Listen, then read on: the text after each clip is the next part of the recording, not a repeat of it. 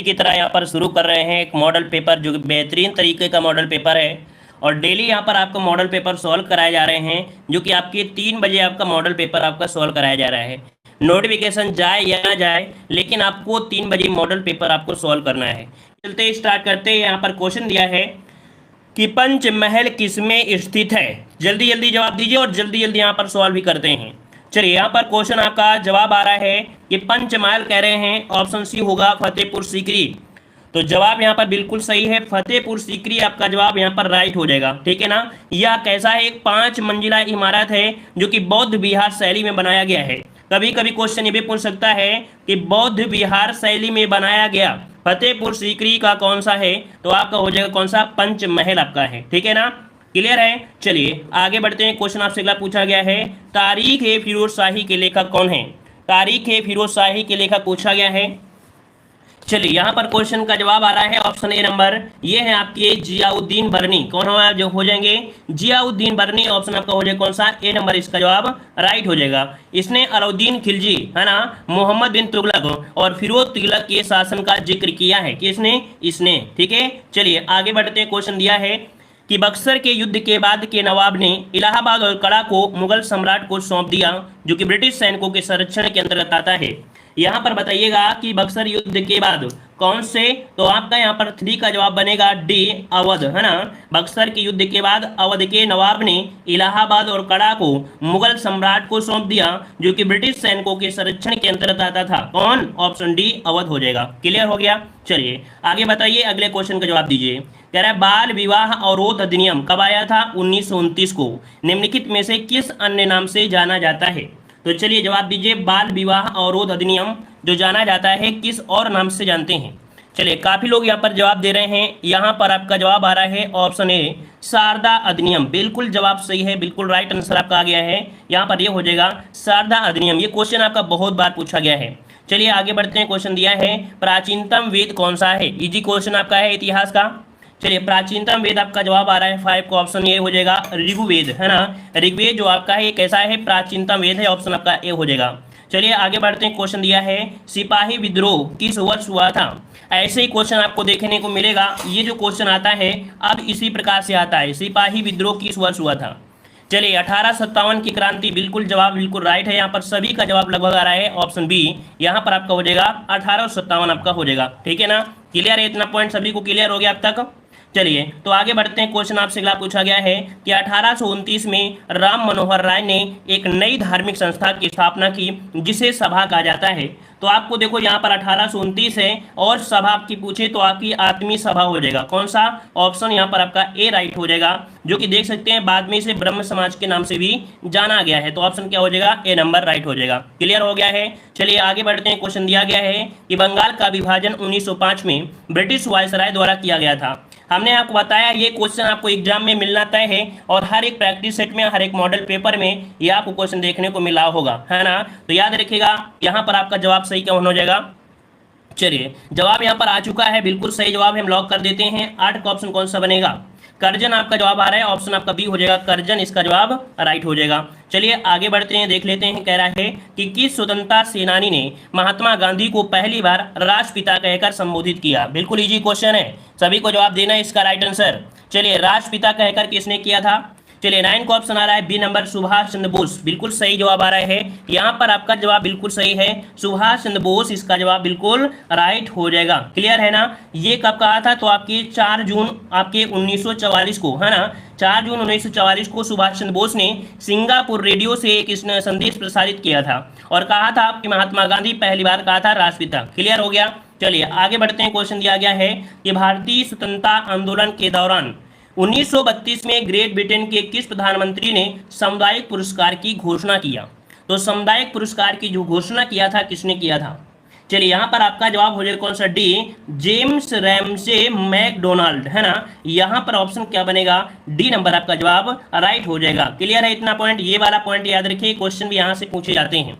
चलिए आगे बढ़ते हैं, देख लेते हैं। क्वेश्चन दिया गया है इनमें से कौन सी भारतीय क्षेत्र में एक खाड़ी नहीं है। बताइए भारतीय क्षेत्र के अंतर्गत कौन सी खाड़ी आपकी नहीं आती है। तो देखो यहाँ पर कच्छ की खाड़ी आप लोग जानते हैं, है ना। कैम्बे की खाड़ी जिसे हम लोग खंबात की खाड़ी कहते हैं, ये भी पॉइंट याद रखिए। कैम्बे की खाड़ी को हम लोग खंबात की खाड़ी के नाम से जानते हैं।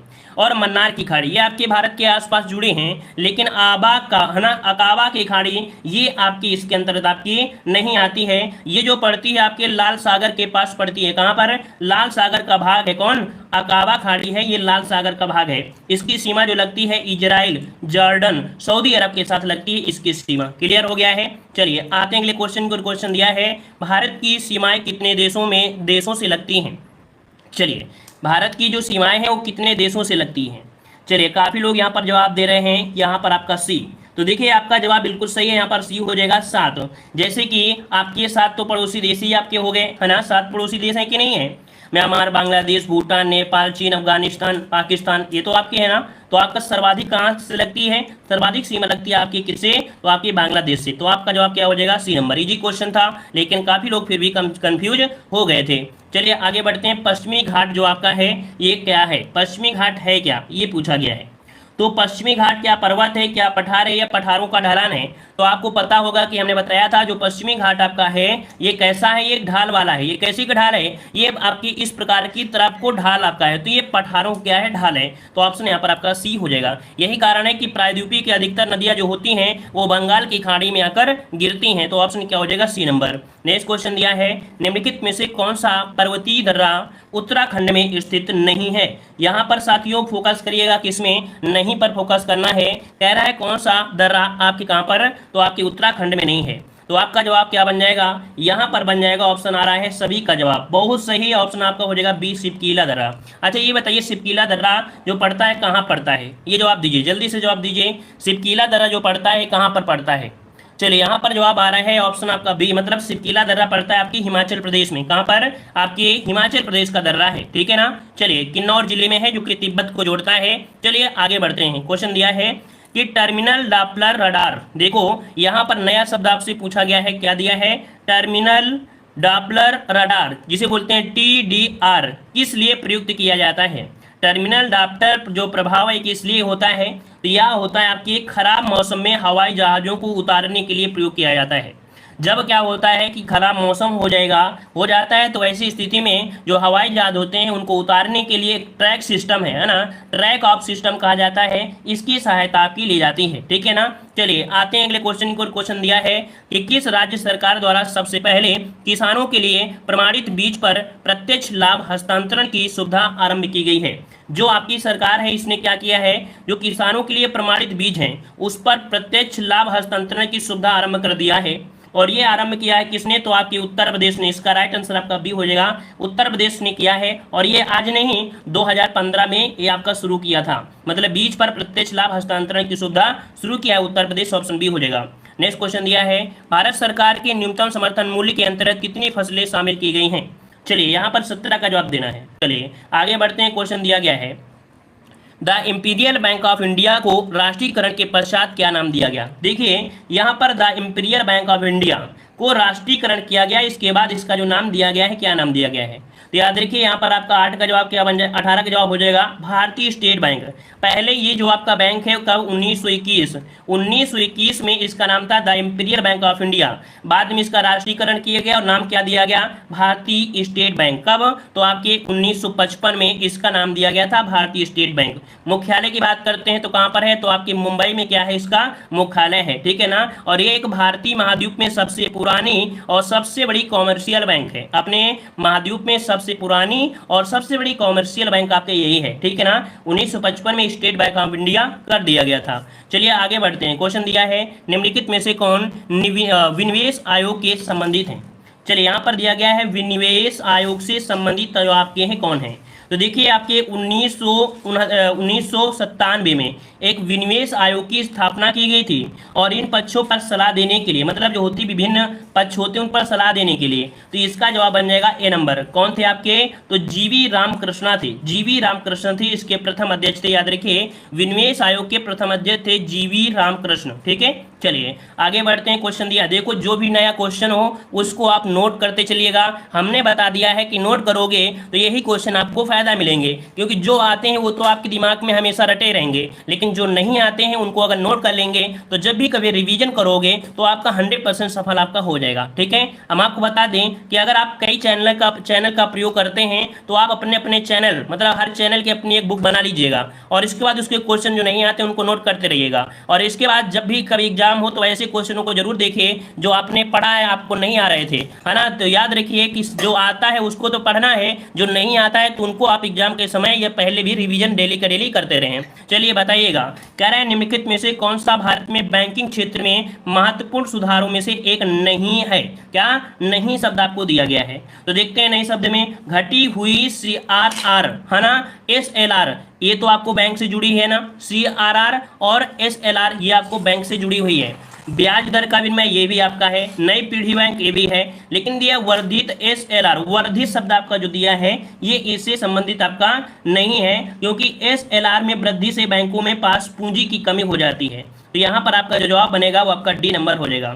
चलिए आगे बढ़ लेते हैं। क्वेश्चन दिया है भारतीय संविधान के अनुच्छेद 243 के बाकी अधीन गठित ग्रामीण क्षेत्रों के लिए स्व सरकार की संस्था कौन सी है।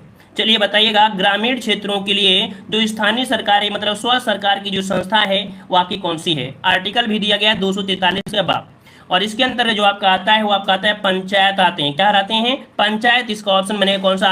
बी नंबर आपका जवाब राइट हो जाएगा। ठीक है ना। चलिए आगे बढ़ते हैं। क्वेश्चन दिया है पंचायती राज को पहली बार 2 अक्टूबर 1959 को जिले में पेश किया गया था। सभी को पता होगा, यहाँ पर जितने भी स्टूडेंट जुड़े हैं सब लोग इस प्रश्न का जवाब दीजिए जल्दी से और तुरंत जवाब दीजिए। चलिए यहाँ पर देख सकते हैं काफी लोगों ने जवाब दे भी दिया है। नागौर। नागौर कहाँ पड़ता है बताइए जल्दी से। नागौर कहाँ पड़ता है जल्दी से बताइए। तो पड़ता है आपके राजस्थान में। कहाँ पड़ता है? तो आपके 2 अक्टूबर 1959 को नागौर जिले के एक जगह पड़ता है बगदरी गांव। क्या? नागौर जिले में बगदरी गांव। अगर कभी गांव पूछ ले तो बगदरी गांव से इसकी स्टार्टिंग की गई थी, जो कि आपके राजस्थान में आपका है। ठीक है ना, क्लियर हो गया। जो कि आपके 73वें संविधान संशोधन के तहत 1992 में ये आपका कानूनी प्रदान किया गया था। चलिए आगे बढ़ लेते हैं। क्वेश्चन दिया है कि उस भारतीय प्रधानमंत्री का नाम क्या है जिन्होंने संसद में यह घोषणा की थी कि वह मंडल आयोग की सिफारिशों को लागू करेंगे, और इस घोषणा से भारत में देशव्यापी विरोध शुरू हो गया था। देखो यहाँ पर इन्होंने कहा था कि मंडल आयोग की सिफारिशों को लागू कर देंगे, और इसी के साथ देशव्यापी विरोध शुरू हुआ था। ये आपके प्रधानमंत्री कौन थे? 23 का ऑप्शन बनेगा बी, VP सिंह थे। कौन थे आपके? VP सिंह का पूरा नाम क्या है? श्री विश्वनाथ प्रताप सिंह, है ना, भारत के ये प्रधानमंत्री रहे हैं। कब? ये बात है आपके 1989-90 की बात है। ठीक है, आपके कह सकते हैं कि अविश्वास प्रस्ताव के द्वारा हटाए जाने वाले प्रधानमंत्री भी थे। ठीक है ना। चलिए आते हैं अगले क्वेश्चन को। क्वेश्चन दिया गया है, कह रहा है भारत में निम्न में से किस लोकसभा अध्यक्ष का कुल कार्यकाल सर्वाधिक रहा है। तो देखो ये थोड़ा कठिन हो सकता है, क्योंकि आप लोग क्या होता है, आप लोग पढ़ते हैं कि प्रथम कौन थे, द्वितीय कौन थे, लेकिन कार्यकाल पर फोकस नहीं करते हैं। तो यहाँ पर समझ लीजिएगा कि यहाँ पर जो डॉक्टर बलराम जाखड़ हैं, है ना, डॉक्टर बलराम जाखड़ हैं, ये 1980 से लेके 85 और इसके बाद 85 से लेकर 89 तक ये लोकसभा के अध्यक्ष रहे हैं। तो यहाँ पर जो आपका जवाब बनेगा आपका सी नंबर आपका जवाब राइट हो जाएगा। ठीक है, चलिए आगे बढ़ते हैं। क्वेश्चन दिया है कि लोकसभा में सदस्यों द्वारा निजी विधेयक पेश करने की सूचना अवधि क्या है। बताइए, क्या है? लोकसभा में सदस्यों द्वारा निजी विधेयक, कोई भी कैसा विधेयक, निजी विधेयक पेश करने की जो सूचना अवधि है वो कितनी है? तो याद रखिए 1 माह। कितनी? 1 माह होती है। जो भी निजी सूचना अगर आपको देना होता है ना, विधेयक पेश करने के लिए, तो 1 माह अवधि होती है ना। जबकि अदर में देखा जाए तो 7 दिन। अगर सरकारी आपके सदस्यों को विधेयक पेश करना है ना, अगर सरकारी सदस्यों को कोई विधेयक पेश करना है तो मात्र 7 दिन की अवधि होती है, याद रखिएगा। चलिए आगे बढ़ते हैं। क्वेश्चन दिया है कि किस रंग के प्रकाश की तरंगदैर्घ्य सबसे कम होती है। चलिए बताइएगा, सबसे कम तरंगदैर्घ्य जो होती है वो किसकी होती है। चलिए बहुत लोग यहाँ पर जुड़े हैं लेकिन वीडियो को लाइक शेयर नहीं किया है, तो एक बार भाई वीडियो को लाइक शेयर कर दीजिए। जितने लोग जुड़े हैं एक बार वीडियो को लाइक शेयर कर दें, थोड़ा सा हम लोग भी और एनर्जी के साथ यहाँ पर आ जाते हैं। तो लाइक शेयर की संख्या बढ़ा दीजिए भाई, जल्दी से लाइक मारिए और इसके बाद हम लोग यहाँ पर आते हैं। चलिए जिन लोगों ने किए लाइक भी कर दीजिए। ठीक है, चलिए तो यहाँ पर देखो 26 का जवाब यहाँ पर आ रहा है, 26 का जवाब यहाँ पर आ रहा है ऑप्शन यहाँ पर बी। देखो सबसे कम पूछा गया है, और सबसे कम कौन है, बैंगनी रंग का सबसे कम तरंगदैर्ध्य आपका होता है, वहीं पर सबसे अधिक होता है लाल रंग का सबसे अधिक होता है। क्लियर हो गया। चलिए आगे बढ़ते हैं। क्वेश्चन दिया है प्रकाश के पथ में एक वस्तु के आने पर छाया का निर्माण होता है। कुल मिला के प्रकाश के पथ में एक वस्तु कैसी, तो यहाँ पर आपका जवाब हो जाएगा अपारदर्शी, कि प्रकाश के पथ में एक अपारदर्शी वस्तु के आने पर छाया का निर्माण होती, जब अपारदर्शी होगी तो। और भाई पारदर्शी हो गई तो वो तो छाया बाहर कन्वर्ट हो जाएगी, निकल जाएगी, लेकिन अपारदर्शी है तभी तो क्या होगा, छाया का निर्माण होगा। तो ऑप्शन क्या बन जाएगा, डी नंबर आपका राइट हो जाएगा। चलिए आगे बढ़ते हैं। क्वेश्चन दिया है दहन के लिए निम्नलिखित में से कौन सी गैस आवश्यक है। चलिए दहन के लिए कौन सी गैस आपकी आवश्यक होती है। मान लीजिए आप आग जला रहे हैं ना, और आग जलाने के लिए जरूरत क्या होती है, ऑक्सीजन। बिना ऑक्सीजन के आपकी आग नहीं जल सकती है। मान लीजिए कोई कुआं है और कुआं में कोई गैस है, मेथेन गैस आपकी है ना, अगर इसमें से आप उतर रहे हैं तो पहली बात आपका दम घुटने लगेगा, और अगर आप आग जलाकर इसमें फेंकते भी हैं ना तो आप कुछ समय के बाद तुरंत बुझ जाएगी। तो याद रखिए ऑक्सीजन की जरूरत होती है, ऑप्शन सी हो जाएगा। नेक्स्ट क्वेश्चन दिया है हरे फलों को कृत्रिम ढंग से पकाने हेतु कौन सी गैस का प्रयोग करते हैं। साइंस का क्वेश्चन है, बहुत ही अच्छा क्वेश्चन है। हरे फलों को कृत्रिम ढंग से पकाने हेतु प्रयुक्त गैस कौन सी है। चलिए काफी लोग जवाब दे रहे हैं यहाँ पर ए नंबर या बी नंबर, कौन सा बनेगा, ऑप्शन बनेगा ए नंबर एसिटिलीन गैस। क्या हो जाएगा, एसिटिलीन गैस है, इसका प्रयोग किया जाता है। इसमें आर्सेनिक और फास्फोरस भी पाया जाता है, ठीक है, इसमें क्या होता है, आर्सेनिक और फास्फोरस पाया जाता है, ठीक है ना। चलिए आते हैं अगले क्वेश्चन को, और क्वेश्चन आपसे अगला पूछा गया है, कह रहा आपसे एक मुंह दो बात मुहावरे का अर्थ आपको बताना है। चलिए हिंदी के क्वेश्चन आपके आ चुके हैं, लाइक शेयर करते रहिए भाई, लाइक शेयर करते रहिए। और प्ले लिस्ट में आप लोग हिस्ट्री, पॉलिटी, ज्योग्राफी, है ना, साइंस, मैथ वगैरह, ये हम आपको मैथ जल्दी आपको मिलेगी, तो याद रखिएगा कि आप प्ले लिस्ट में सब कुछ आपको मिलेगा, ठीक है ना, सब कुछ सब्जेक्ट वाइज मिल जाएगा। चलिए बताइएगा कि एक मुंह दो बात मुहावरे का अर्थ यहाँ पर 36 का ऑप्शन आ चुका है, काफी लोगों ने जवाब दिया है सी, अपनी बात से पलट जाना। क्या, अपनी बात से पलट जाना, ऑप्शन हो जाएगा सी नंबर। नेक्स्ट क्वेश्चन दिया है दिग्भ्रम का उदाहरण कौन सा है। कुल मिला के पूछा गया है कि दिग्भ्रम का संधिविच्छेद क्या होता है, अर्थात ये कौन सी संधि के अंतर्गत आता है। तो देखिए यहाँ पर गा का परिवर्तन हो जाएगा का में, और ये का क्या है, आपका व्यंजन है, तो मतलब आपका जवाब हो जाएगा सी, ये व्यंजन संधि है, और इसका संधि करेंगे तो बन जाएगा दिक धन भ्रम। क्या बनेगा, यहाँ पर बनेगा दिक धन भ्रम, आपका जवाब राइट हो जाएगा। क्लियर हो गया। चलिए आगे बढ़ते हैं। क्वेश्चन दिया है वाक्यांश के लिए एक शब्द आपको बताना है जो कि कैसा है, एक अशुद्ध आपका यहाँ पर ऑप्शन दिया है, कोई ऑप्शन आपका अशुद्ध होगा। तो देखते हैं, पहला पॉइंट दिया गया है क्षण में या शीघ्र टूटने वाला, मतलब होता है, कह रहा है क्षण में या शीघ्र टूटने वाला, कह रहा है खंडहर, कह रहा है खंडहर दिया गया है। तो भाई खंडहर नहीं होता है, पहला पॉइंट गलत है। क्यों, क्योंकि जो क्षण में या कह सकते हैं शीघ्र टूट जाता है उसे क्षण भंगुर कहते हैं। क्या बोलते हैं, उसे क्षण भंगुर कहते हैं, क्षण भंगुर कहते हैं, ठीक है, क्षण भंगुर कह देते हैं। तो भाई यहाँ पर खंडहर नहीं कहते, तो पहला आपका जवाब गलत हो गया है, यही इसका आंसर है। जबकि यहाँ पर ज्ञान के लिए देख लेते हैं, जिसकी आशा न की गई उसे अप्रत्याशित कहते हैं, जिसे जाना ना जा सके उसे अज्ञेय कहते हैं, दोपहर के पहले के समय को पूर्वा कहते हैं ना। ये तीनों पॉइंट सही थे, ऑप्शन आपका ए नंबर इसका अशुद्ध। चलिए आगे बढ़ लेते हैं। कह रहा आपसे वॉलंटियर का बहुवचन क्या होता है। चलिए देख ले सकते हैं, वॉलंटियर, पहली बार ये शब्द आपको देखने को मिला होगा। चलिए तो वॉलंटियर, यहाँ पर वॉलंटियरों कर दीजिए, क्या दिक्कत है, इसका क्या कर दीजिए, ऑप्शन सी कर दीजिए। अब भाई यहाँ पर आप लोग ए मत करिए भाई, ए मत करिए, आप लोग तो यहाँ पर सा बना दिए। भैया सा होता है इंग्लिश में, आप कर देते हैं एस लगा देते हैं, यहाँ पर एस नहीं लगाना है, ऑप्शन आपका हो जाएगा सी नंबर। अगला क्वेश्चन दिया है वनिता का प्रयोग किस अर्थ में होता है, मतलब वनिता का प्रयोग जो होगा वो किसके अर्थ में करते हैं, किसका। तो देखो जैसे आपने पढ़ा होगा अम्बा, है ना, क्या पढ़ा, अम्बा, नारी, रमणी, कामनी, है ना, ये सब होते हैं किसके, आपके स्त्री के पर्यायवाची। स्त्री को हम लोग कई नाम से जानते हैं, जैसे अबला, क्या अबला, नारी, रमणी, कामिनी, ये सब इसी के होते हैं, तो ऑप्शन आपका बी हो जाएगा। चलिए आगे बढ़ते हैं। क्वेश्चन दिया है निम्न में से असंगत को चुनना है। यहाँ पर देख सकते हैं असंगत दिया गया है, भूकंप दिया है, ज्वालामुखी दिया है, सुनामी दिया है, विश्वव्यापी तापक्रम वृद्धि दिया है, मतलब जिससे बोलते हैं ग्लोबल वार्मिंग। इनमें से सबसे जो अलग है वो आपका कौन सा है, चलिए बताइए कौन सा अलग है, क्या सोचकर जवाब देंगे। तो देखो यहाँ पर जो दिया गया है, क्या ये भूकंप है, ज्वालामुखी है, सुनामी है, पृथ्वी से रिलेटेड आपकी हैं, जो कि बिल्कुल तल में आपको मिलती हैं, और कुछ आपकी कैसी हैं, आपकी अंतर वाली हैं पृथ्वी के अंदर में। लेकिन तापक्रम जो होता है वायुमंडल से होता है। तापक्रम क्या होता है? वायुमंडल ग्लोबल में होता है। तो ऑप्शन डी नंबर इनमें से क्या था? असंगत था। क्लियर हो गया? चलिए आगे बढ़ लेते हैं। क्वेश्चन दिया है कि 4 जुलाई 1776 को कौन सा दिन था? ये आपके रीजनिंग का क्वेश्चन है, रीजनिंग वाले सर आपके यहाँ पर सॉल्व कराएंगे। ठीक है, चलिए आइए यहाँ पर आते हैं अगले क्वेश्चन को। क्वेश्चन दिया है कि सौर ऊर्जा से संचालित भारतीय विमानपत्तन प्राधिकरण का पहला हवाई अड्डा कौन बन गया है? Very very very very IMP question है आपके एग्जाम के लिए। तो बताइए इसका जवाब सही क्या हो जाएगा। चलिए कुछ लोग जवाब दे रहे हैं यहाँ पर 61 नंबर में, काफ़ी लोग जवाब दे रहे हैं ए नंबर, कुछ लोग जवाब दे रहे हैं बी नंबर, मतलब सबके जवाब यहाँ पर अलग अलग आ रहे हैं। लेकिन इसका राइट आंसर आपका हो जाएगा पुदुचेरी हवाई अड्डा। कौन सा ऑप्शन हो जाएगा? बी, पुदुचेरी हवाई अड्डा है ना। पुदुचेरी हवाई अड्डा है जो कि पहला हवाई अड्डा बन चुका है। कैसा? सौर ऊर्जा से संचालित। ठीक है, आगे बढ़ते हैं। क्वेश्चन दिया गया है, कह रहा है पुस्तक द रूल ब्रेकर्स के लेखक कौन है?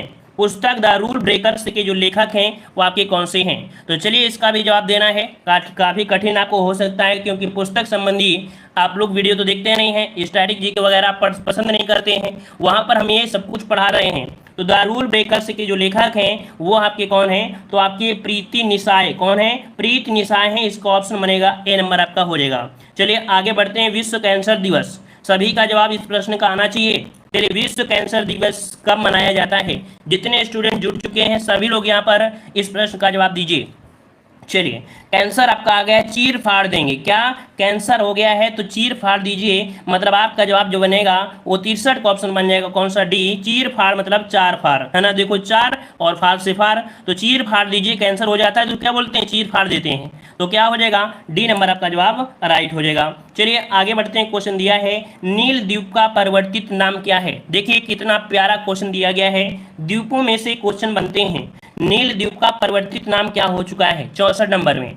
चलिए यहाँ पर देखो शहीद द्वीप, बिल्कुल जवाब सही है। शहीद द्वीप जिसका भी आ रहा है क्वेश्चन आपसे अगला दिया गया है कि भारत में नृत्य, नाटक और संगीत के विकास को बढ़ावा देने के लिए निम्न में से कौन अकादमी जिम्मेदार है? बताइए। नृत्य, नाटक, संगीत, ये हमने आपको यूपी जीके में पढ़ाया भी है और स्टैटिक जीके में हमने इस क्वेश्चन को पढ़ाया है कि नृत्य को भारत में, नाटक और संगीत को बढ़ावा देने के लिए एक अकादमी है जो आपकी जिम्मेदार है, अर्थात यही सब पूरा काम देखती है संगीत अकादमी। जिसका जवाब आ रहा है डी, लगभग सभी का जवाब बिल्कुल आ रहा है। यहाँ पर ऑप्शन जवाब हो जाएगा कौन सा? डी नंबर आपका हो जाएगा। क्लियर हो गया है?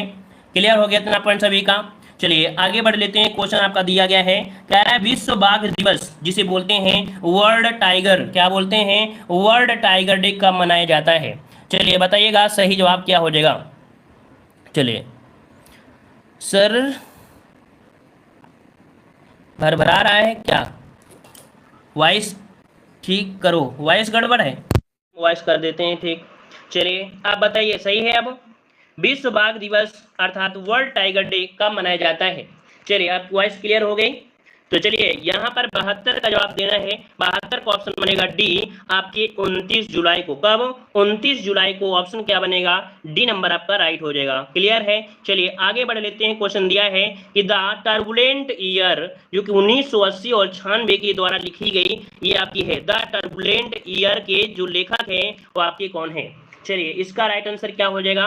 तो कुछ लोगों ने बहुत ही स्पीड में जवाब दिया है, कह रहे हैं इसका जवाब ए हो जाएगा प्रणब मुखर्जी। क्या हो जाएगा जवाब? इसका ऑप्शन बन जाएगा यहाँ पर ए नंबर, द टर्बुलेंस ईयर के जो आपके हैं वो आपके प्रणब मुखर्जी। 73 का ऑप्शन ए हो जाएगा। चलिए आगे बढ़ते हैं। क्वेश्चन दिया गया है कि पहले भारतीय जिन्होंने ग्रैमी जीवन पर्यंत उपाधि प्राप्त किया है, इनको ग्रैमी जीवन पर्यंत आपको दे दिया गया, एक उपाधि दी गई है। और ये जो आपके हैं कौन? तो आपके पंडित रविशंकर हैं। पंडित रविशंकर हैं, ये पहले भारतीय हैं जिन्हें ग्रैमी जीवन पर्यंत उपाधि प्रदान कर दी गई है। ऑप्शन बनेगा आपका सी नंबर, आपका जवाब राइट हो जाएगा। ठीक है, चलिए आगे आते हैं। क्वेश्चन दिया है लट्ठमार होली के लिए निम्न में से कौन सा स्थान प्रसिद्ध है? बच्चे को, स्टूडेंट को पता होगा इसका राइट आंसर। सभी का जवाब आ रहा है, यहाँ पर जवाब आ गया है ऑप्शन राइट सी, बरसाना हो जाएगा। चलिए ऑप्शन सी हो जाएगा, बरसाना है। याद रखिए लट्ठमार होली के लिए बरसाना है। ठीक है, चलिए आगे बढ़ते हैं। क्वेश्चन दिया है कि उत्तर प्रदेश के उस लोक संगीत का नाम बताएं जो मानसून के महीनों में गाया जाता है और जो विरह के भाव को दर्शाता है।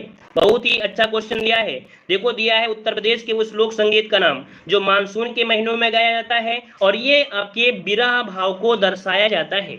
विरह भाव को दर्शाया जाता है कजरी, है ना। क्या आपके यूपी कह सकते हैं पुलिस में क्वेश्चन पूछा गया था, यूपी पुलिस में क्वेश्चन पूछा गया था 2018 वाले में सेकेंड शिफ्ट में। ठीक है, चलिए आते हैं अगले क्वेश्चन को। क्वेश्चन दिया है तो उपराष्ट्रपति को अपना कार्यकाल समाप्त होने से पूर्व अपने पद से हटाने का अधिकार निम्नलिखित में से किसके पास है?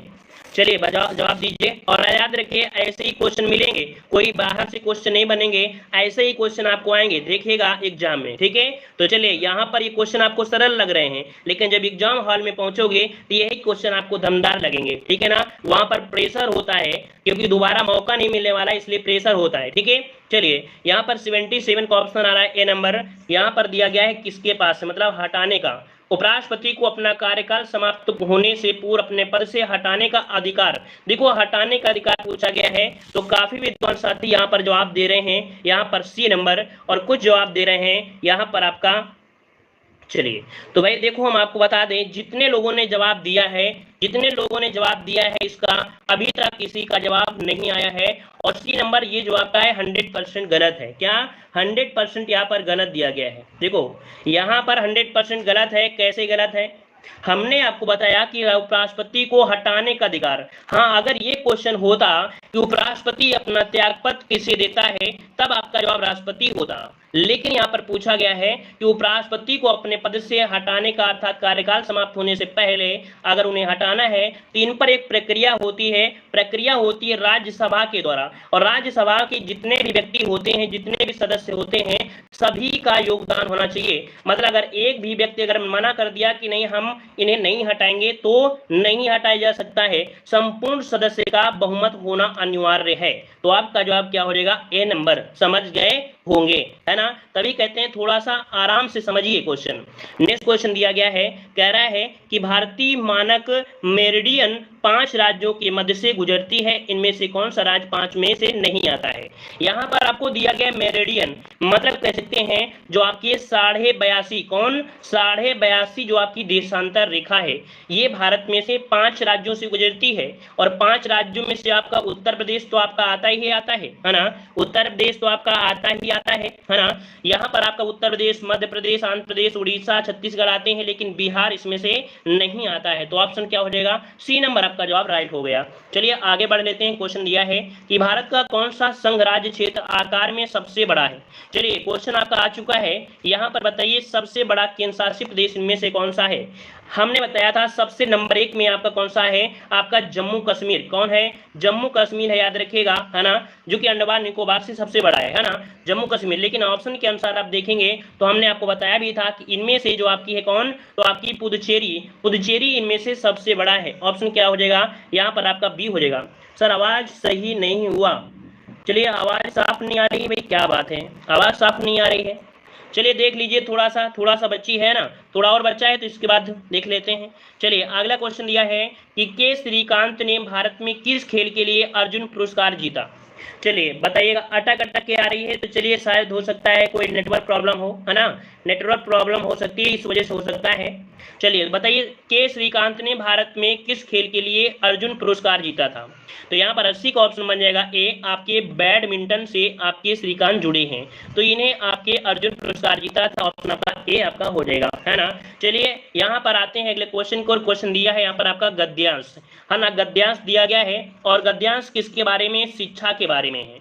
कह रहे हैं शिक्षा आज दुनिया के अजब दोराहे पर खड़ी, देखो क्या दिया है, शिक्षा आज दुविधा के अजब दोराहे पर खड़ी है ना, दो राह, एक ये राह है, एक ये राह है। एक रास्ता चकाचौंध का है, मृग तृष्णा विद्यार्थियों को लाभ लालच देकर अपनी तरफ दौड़ाते रहने को विवश करने को उतारू खड़ी है, बाजार के इन ललचाने वाले रास्तों पर आकर्षक है। मतलब यहाँ पर बोला गया है शिक्षा के बारे में कि शिक्षा एक लाचार भी है और शिक्षा देखा जाए तो अपनी तरफ सब लोग खींच रहे हैं। देखो दिया चकाचौंध है और सम्मोहित कर देने वाले सपने हैं। दूसरी तरफ शिक्षा का साधन साधना मार्ग है जो कि शांति दे सकता है, संतोष दे सकता है और हमारे आत्मत्व को प्रबल करता हुआ विमल विवेक दे सकता है। निश्चित ही वह मार्ग श्रेष्ठकर है, मगर अपनी ओर आकर्षित करने वाले बाजार का मार्ग आपका प्रेषकर है। तो ये आपका दिया गया है, तो देख लेते हैं इसे क्वेश्चन आपके हैं कैसे, है ना। तो देखो दिया गया है, लेखक ने शिक्षा के संदर्भ में किस बात को महत्व दिया है। चलिए हम पूरा नहीं पढ़ रहे हैं, जो है उसको हम यहाँ पर सॉल्व कर लेते हैं। तो लेखक ने शिक्षा के संदर्भ में क्या बात किया है, तीनों बात किया है विवेक को, है ना।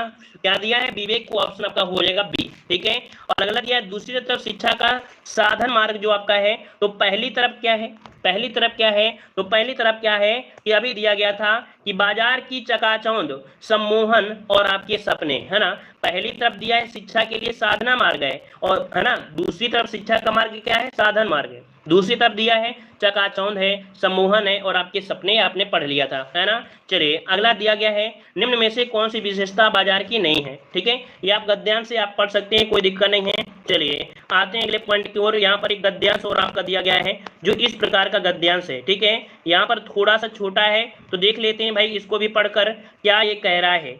कविता को पढ़ना है, कह रहा है जब नहीं था इंसान, समझिएगा कि जब नहीं था इंसान धरती पर थे जंगल, जंगल जानवर, क्या थे धरती पर, जंगल जानवर, परिंदे इन्हीं सबके बीच उतरा, है ना, परिंदे इन्हीं सबके बीच उतरा इंसान और घटने लगे जंगल, जंगली जानवर, परिंदे, ठीक है। फिर दिया है इंसान बढ़ने लगा बेहताशा अब कहाँ जाते जंगल, जंगली जानवर परिंदे प्रकृति के किसी भी साथ नहीं करती, ना इंसाफी सभी के लिए बनती है जगह, सो अब इंसानों के भीतर उतरने लगी जंगली जानवर और परिंदे। मतलब यहाँ पर समझ गए, तो देख लेते हैं इसको हम सॉल्व करके। कह रहा है आपसे कि धरती पर इंसान के आने के बाद क्या हुआ। चलिए यहाँ पर कह रहे हैं सौरभ गुप्ता की सर पूरा कराया करो, मेरा गलत हो गया। अच्छा चलिए, तो देखो धरती पर इंसान के आने के बाद क्या हुआ, हम पूरा सॉल्व करा दे रहे हैं। चलिए अब बताइए, इसको तो हमने पढ़ा है पूरी तरीके से, तो अब बताइए इसका जवाब क्या हो जाएगा 46 नंबर में। तो देखो एक हम सॉल्व करा देते हैं पूरा गद्यांश, है ना। तो देखो यहाँ पर आपका क्या हो जाएगा 46 नंबर में, कह रहा है जंगल घटने लगे, जानवर घटने लगे, पक्षी घटने लगे, उपयुक्त सभी कह रहे हैं।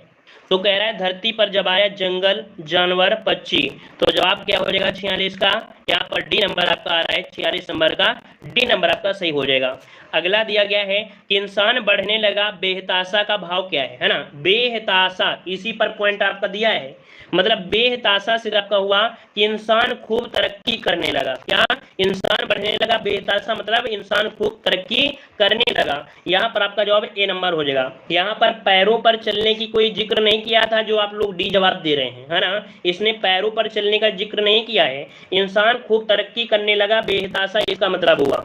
अगला दिया गया है कि प्रकृति किसके प्रति नाइंसाफी नहीं करती है, प्रकृति किसके प्रति नाइंसाफी नहीं करती है। तो यहाँ पर देखिए कि जंगल के प्रति, पशु पक्षियों के प्रति, इंसानों के प्रति ये आपकी नाइंसाफी किसी के साथ नहीं करती, सबके लिए बराबर है ना। तो यहाँ पर आपका जवाब कौन हो जाएगा, यहाँ पर आपका डी आपका जवाब राइट हो जाएगा, ठीक है। और अगला क्वेश्चन दिया है कविता के अंत में क्या व्यंग किया गया है। मतलब कविता में जो फोकस किया गया है, व्यंग किया गया है, वो किया गया है इंसानों में अब इंसानियत खत्म हो गई है, इंसानों में अब इंसानियत क्या हो गई है, खत्म हो गई है, ठीक है। और अगला दिया गया है, कह रहा है अब जंगल, अब कहाँ जाते जंगल, अब कहाँ जाते जंगल का भाव दिया गया है। इसमें से दो बोला गया है अब जंगल, अब कहाँ जाते जंगल। तो देखो 50 का ऑप्शन देखिए क्या है, अब जंगल कहीं जाने लायक नहीं है, अब जंगल खूब बढ़ने लगे, अब जंगल समाप्त होने लगे, क्या ऑप्शन हो जाएगा सी, अब कहाँ जाते जंगल, जंगल अब आपके समाप्त, है ना। तो यहाँ पर हमने एक गद्यांश पूरा सॉल्व कराया और एक गद्यांश जो बहुत ही बड़ा था उसे हमने यहाँ पर छोड़ दिया है, आसानी से कर सकते थे, ठीक है। धन्यवाद सभी को।